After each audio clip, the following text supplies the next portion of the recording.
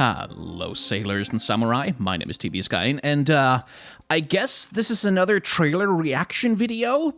Sorta, kinda, maybe, not really. Anyway, Ghost of Tsushima had a rather impressive gameplay demo out, like an actual gameplay demo with actual gameplay in it, where they show off a bunch of the mechanics and a bunch of the world of Ghost of Tsushima. This is a game I've had my eyes on for a long time because, well, I really like Japanese history. That makes me hardly unique amongst bearded European white guys, but nonetheless, I do have myself a degree in history, a bachelor's. To be clear, it's not a master's, not one of the fancy ones, but I have a bachelor's in history, and one of my special areas of interest outside of my own Nordic heritage is Japanese history. And so Ghost of Tsushima was really interesting to me because it dramatizes a period of Japanese history that is often overlooked and rarely dramatized, especially when it comes to video games about samurai, which is fascinating because it's an important period of Japanese history, and that is the Mongol invasions of Japan in 1274 and 1280-something, 83, I think, 82? Specifically, Ghost of Tsushima takes place during the initial landing of the first Mongol expeditionary force on the island of Tsushima, which is a small island in the strait between Korea and Japan. And so, much like how I used the Assassin's Creed Valhalla trailer as an excuse to just talk about Vikings for a while, I want to use this trailer just as an excuse to talk about this period in Japanese history and go over some of my minor, like not very large, but minor concerns about the ways in which Sucker Punch are going to represent this period in history. First, though, some important acknowledgements that should be up front before I do any of this. I have an interest in Japanese history, but I don't have like a scholarship in it. I haven't made like a serious, rigorous academical study of Japanese history. And also, most of the sources that I read tend to be, well, Western sources that I can find in English. I haven't read a lot of original Japanese scholarship on their own history, which is an important part of the discussion of Japanese history. And also, like, again, Sucker Punch are very much not a Japanese company who are here representing an important period in Japanese history. And so, one of the critical distances that you should keep when you play a game like Ghost of Tsushima, or indeed when you listen to a YouTube video like this one with some white guy blathering on about Japanese history, is whose voices are being represented here, like whose scholarship is being cited in this instance. And in my case, well, it's Western scholarship that's being cited. And I do wonder, like, I'm sure Sucker Punch have brought in all kinds of experts from all over and have been very careful and respectful, but you do have to keep the question in mind of, like, who exactly is it that is telling the history of Japan here? Because in this case, it's not the Japanese themselves. And none of that means that Ghost of Tsushima is bad, or that you shouldn't play it, or that it is historically inaccurate. It's just one of those things that, as a historian, you have to keep in mind when you assess cultural representations of various histories in the world. Like, it's a standard part of scholarly historical mindset. And so, the two sources that I'll be drawing most of my knowledge for this particular video from are a book called A History of Japan by H.R.P. Mason and J.G. Kager, I'm not really sure how to pronounce that one, and A Brief History of the Samurai by Jonathan Clements, which is one of my favorite books of history writing, by the way. This one is super fun and accessible. If you can find it somewhere, it's probably going to be cheap. I picked up mine in an airport, and it's good. Like, it's really fun history writing. It's really engaging to read. Anyway, with that dry, boring stuff out of the way, let's talk about the fun stuff. And our story, at least for the purposes of this video, begins not in Japan, but in mainland Asia. Specifically, it begins in China with Kublai Khan, the grandson of Genghis Khan, who has, at this point, successfully managed to declare himself the Emperor of China. Like, southern parts of China are at this point still resisting. He doesn't have total control, but he has declared himself Emperor of China. He's essentially replaced the Tang dynasty and has recently managed to conquer Korea after years of bitter struggle. And Kublai Khan's conquests are known about in Japan. Japan has centuries of fairly close cultural contact to Korea and to China, so they know that this is happening. And the Japanese shogunate is cognizant of the fact that there's a decent chance that once they're done conquering Korea and China, the Mongols will set their sights on Japan as well. What's important to know, though, is that by the time the Mongols finally decide to launch invasions of Japan itself, they have already conquered and integrated China into their empire, and they have also brought down resistance in Korea. The Mongol horde, air quotes, that arrives in Japan is not a Mongol horde at all. It's a multinational coalition, an army of Chinese, Korean, and Mongol, and probably indeed other people from conquered territories in the Mongol Empire that arrive all at once. And in fact, the cultural tensions between these disparate parts of the Mongol army are one of the reasons, not a major one, but one of the reasons why the Mongol invasions fail. So that's kind of the first thing that you need to know, is that the Mongol invasion of Japan wasn't a Mongol invasion as such. It was a multinational mainland Asian invasion of Japan, led by Kublai Khan and his Mongol hordes, but very much commanded also by Korean and Chinese generals. And that's one thing that I'm kind of wondering whether that will be represented in Ghost of Tsushima, because at least from what I can make out from looking at the game and the way that they're showing it, it seems to be that they're representing the Mongol horde as indeed like a Mongol horde primarily, not a multinational coalition. And to a certain extent, that makes sense because the Japanese themselves saw these invading forces as far as I can make out at least, primarily Mongol. Like, they understood that China had been conquered and Korea had been conquered, and that this invading force had now set its sight on Japan itself. So from a Japanese perspective, it makes a certain degree of sense to think of the invading forces as exclusively Mongol, even if historically that's not quite accurate.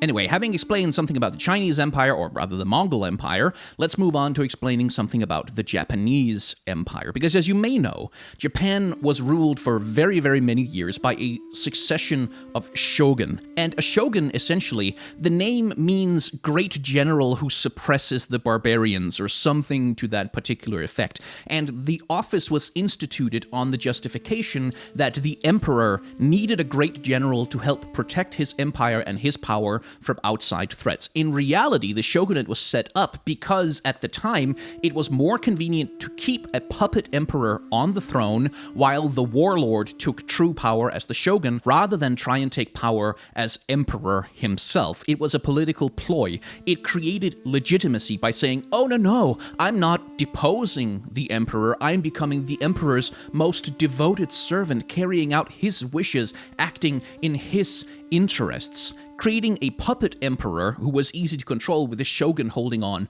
to the real actual power. Now, what happened over time, though, was that the position, the office of shogun, became institutionalized. Like, it became normal. It became expected that there would always be a shogun, and the office of shogun became heritable. It got passed down from father to son, which meant eventually you came to a situation where a shogun would die or be killed in a coup and be replaced by his own infant child, like literal 2 or 3 year olds being put on the shogunate throne rather than the imperial throne. And those baby shoguns then would have regents who hold the true power in the empire. And that is what happens in the 1270s during the Mongol invasions. We have the Kamakura shogunate, which is nominally controlled by the shogun, but which is in fact under the dominion of the shogun's regent, a man named Hojo Tokimune. Now, even later down in Japanese history, it comes to pass that the shogun's regent themselves become a puppet position, so that you have infant shogunate regents who then have to have regents that rule in their place. So you have this ever-expanding layer cake of deferred loyalties with a regent who rules in place of a regent, who rules in place of a shogun, who rules in place of the emperor. This becomes relevant because in the lead up to the invasion of Japan, Kublai Khan first tries to be, well, friendly, sort of. He sends a diplomatic message to the king of Japan, asking that they swear fealty to his empire, being the inferior state to his glorious rule, and just they pay tribute and send some soldiers, and everything will be fine, and we don't need to have any kind of a war. But he sends the message to the wrong person. He sends the message directly to the emperor of Japan, like understandably thinking that the emperor would be the man in charge, not knowing that the emperor is a puppet being controlled by the shogun who's being controlled by the regent.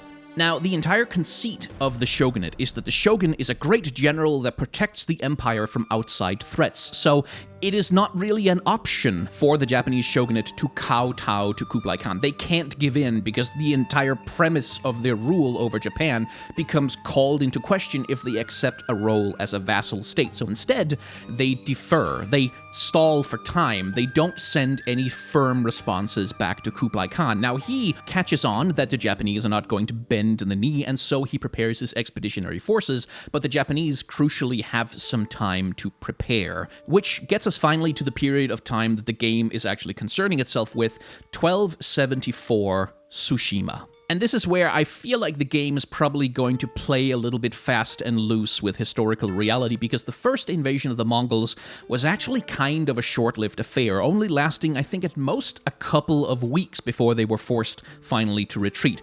The Mongols land at Tsushima and immediately win some extremely brutal victories. Like, their tactics are fundamentally different from what the Japanese themselves employ, and using shock and awe to take a number of villages early, they make early gains, but they never manage to establish a solid beachhead. There is a Mongol incursion, a Mongol attack on Tsushima and on Japan by extension, but there's never really a Mongol invasion. They never managed to really establish an occupying foothold.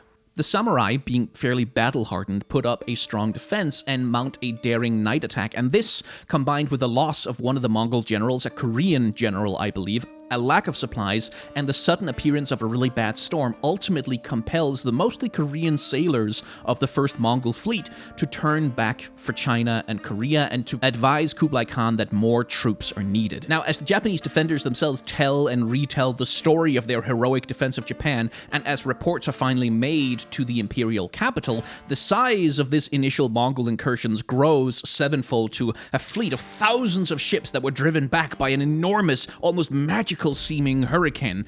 In fact, though, it had been a fairly small expeditionary force. Several hundred ships, lots of troops, but not actually anything close to the main force of a Mongol invasion. The losses at Tsushima are not especially devastating to Kublai Khan, who immediately sets about preparing a second invasion fleet. And one of the sources we have for that invasion fleet is actually an Italian explorer whose name you may have heard before, Marco Polo, who at this time is in the court of Kublai Khan, reporting very excitedly on everything that the great Khan is doing. And according to Marco Polo, Kublai Khan manages to assemble a second fleet of as many as perhaps 15,000 ships, which are then sent across the Tsushima Strait to remount the invasion of Japan.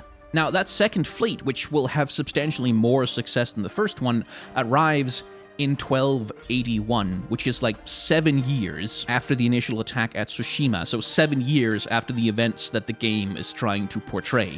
Now, with a much larger fleet, Kublai Khan's invasion force has a lot more success, and they managed to keep up the offensive for something like a month and a half to 2.5 months, depending on exactly how you read the sources.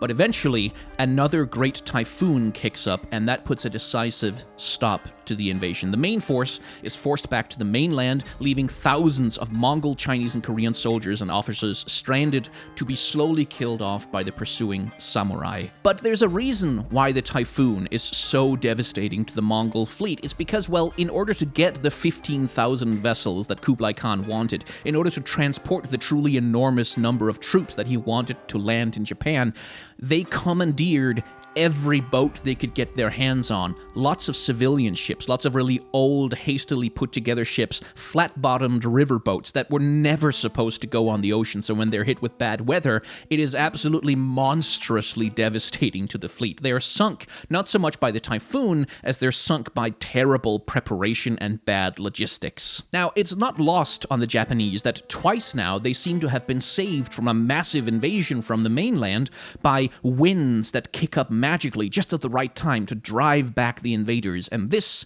is the source of the myth of the Kamikaze, the divine wind. Now, according to Jonathan Clements, the idea of Kamikaze grew with the telling and retelling of the story of the defense of Japan from the grand invasion from overseas, and it was popularized especially by Buddhist sects and imperial courtiers who were trying to essentially claim part of the credit for saving Japan by saying, oh yes, the warriors, sure, they did a great job, but we were the ones who were being virtuous and praying to the gods to send the divine wind to protect us, so we deserve a bunch of the credit as well.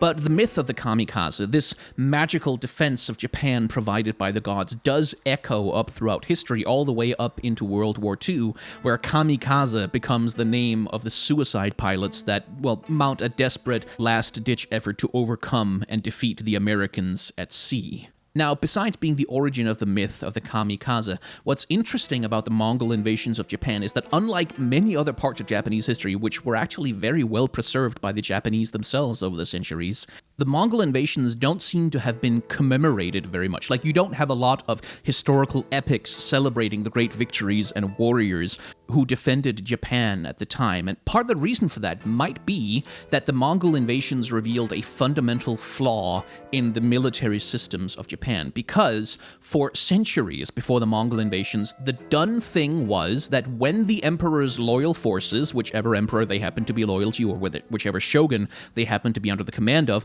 would be rewarded for their loyalty and victory in battle by taking land and resources and treasure from whoever had been defeated and transferring it to the victors. So in a conflict between two warlords, whichever warlord wins will take the lands of their defeated rival.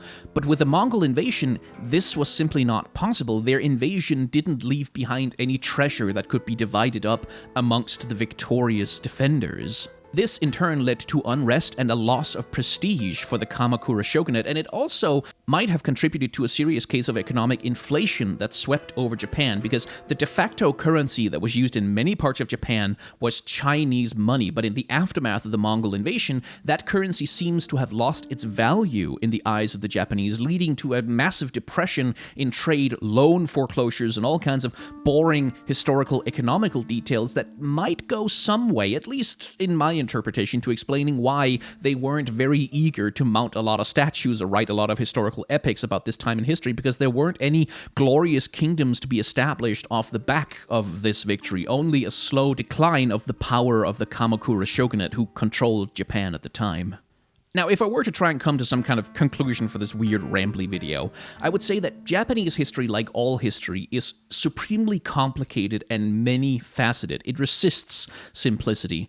But at least to my understanding of it, the Mongol invasions and the myth of Tsushima and the Divine Winds became a major historical building block in the process of forming what eventually becomes a true Japanese national identity. The ruling Kamakura shogunate rose out of a massive, devastating, and traumatic civil war called the Genpei War. And having the nation rally united in defense against a foreign threat became a powerful way to start framing Japan as a unified polity rather than a collection of warring states that could never get along on anything. And much like how the imperial forces of Japan during World War II called upon that myth of national defense and national unity with the kamikaze pilots and all the terrors that came along with that, it was this same fear of the outsider and rallying against a common enemy to the nation that eventually led Japan to close its borders in the 1630s. It's that sense of unity in the face of an outside threat that has defined, well, quite a lot of Japanese history. Japan closed itself against exactly the same kind of perceived outside threat in the 1630s, instituting sakoku, the closed country, closing themselves off for 200 years until, well, finally the Americans arrived with sufficiently large guns to force them to reopen, and then comes the Meiji Restoration and all the rest of Japanese modern history, which is probably a little bit too much for this particular video. Anyway, the Mongol invasions of Japan are a fascinating era in that country's history. You should read up on it if you get the chance. I'm excited to play Ghosts of Tsushima. Please do let me know if you want me to stream it or do a Let's Play while I ramble on about Japanese history in the meantime. I don't know, might make for good content. Anyway, if you've enjoyed this long and rather unstructured ramble about Japanese history from a European white guy, then like, comment, and or subscribe to the channel. I don't do this content all of the time, but I've done it a couple of times now, so I don't know, maybe I'll do more of it in the future. No promises, though. If you want to support the channel more directly than just by watching the videos, which, by the way, is more than enough, and I'm very grateful for it, then I have a Patreon, a merchandise store, and a tip jar. And if you want to avail yourself of any of those, I'd be very grateful for the help. And if you don't, well, that's completely okay as well. At the end of my videos, though, I do try to encourage people to, generally speaking, support the content that they love directly, anytime they can, with whatever they can. Especially in uncertain pandemic times like these, advertisers are pulling their advertisements off of online platforms left and right. Now, I haven't been particularly roughly affected by it, fortunately, but some YouTubers have lost as much as 50% of their ad revenue right now, making direct support from their audiences more important than ever. So if you have a content creator whose work you enjoy, please consider supporting them directly with like $1 a month for their Patreon or a one-time donation, just a tip to say, hey, good job on that video I liked, because it matters so much more than you think. A single dollar donation can literally be the same as thousands of views on a YouTube video. Anyway, the last thing I need to advertise is that I have a second channel, which is where I do most of my streaming, and I do Let's Plays over there. We're currently playing through Final Fantasy IX, which is objectively the best Final Fantasy game. We're doing Majora's Mask over there, sort of infrequently at the moment, and I'm playing some Legends of Runeterra using decks that people send to me, and they're usually very silly, and I lose a lot, but I have a good time, so that's fun. So if you want, you can go over there and subscribe and like and do the YouTube things also. Anyway, that's the end of my advertising. Thank you very much for watching, and please do remember to wash your hands.